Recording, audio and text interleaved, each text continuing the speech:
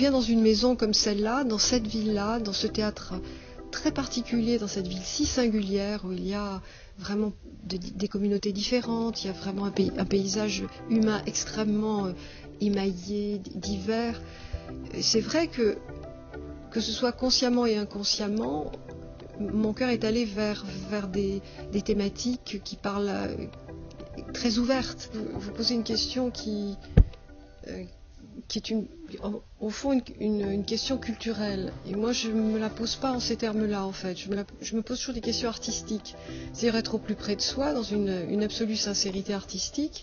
Et il se trouve que ce qui est le plus proche de soi, le plus intime artistiquement, ce qui importe, c'est que cela devienne le plus universel possible et que cela touche le plus grand nombre. Mais on ne peut pas prendre le problème à l'envers, c'est-à-dire on va pas se dire je vais faire quelque chose pour le plus grand nombre.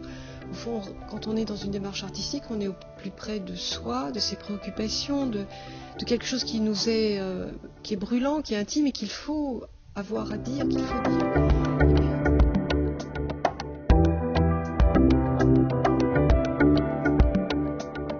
La culture, c'est une démarche.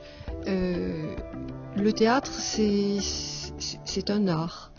C'est un art qui se propose à chacun.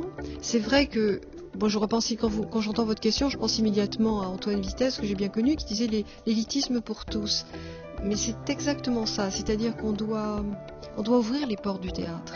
Il faut que ce soit pas du tout un acte culturel, venir au théâtre, un acte culturel intimidant, surtout pas, ou porteur d'ennui, surtout pas. Il faut dire que ces lieux-là appartiennent à chacun, que c'est vraiment ça qui est important. Et en même temps, l'exigence, elle est là. L'élitisme, j'allais dire, il est chez les artistes.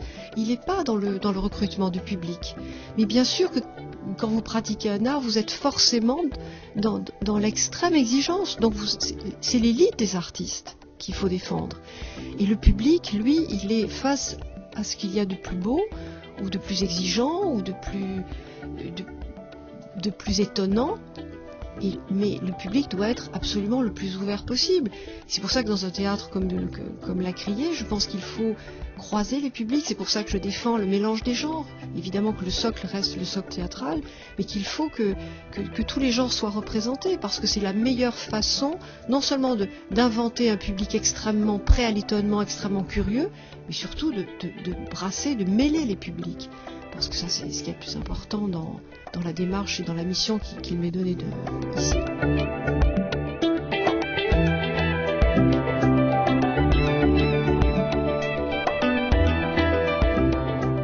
J'ai pour mission, enfin c'est ce que je me donne, de représenter ici le paysage théâtral le plus large, le plus divers, avec des artistes extrêmement variés, avec des démarches artistiques très très contrastées. Et ça c'est très important. Et je pense que c'est comme ça aussi qu'on a le public le plus ouvert. Bien sûr que c'est une mission, mais c'est aussi la mission d'une institution et surtout d'un théâtre comme le mien, c'est-à-dire d'un centre dramatique national, c'est aussi d'affirmer probablement un projet républicain très fort, à savoir la réappropriation des lieux d'art et des lieux de culture par le plus grand nombre et faire passer le message que ces lieux-là vous appartiennent, qui que vous soyez, que c'est ça le projet républicain. C'est que non seulement l'école appartienne à chacun, mais aussi le théâtre appartienne, le musée appartient à chacun, et que l'on en est responsable. On n'en est pas seulement des consommateurs.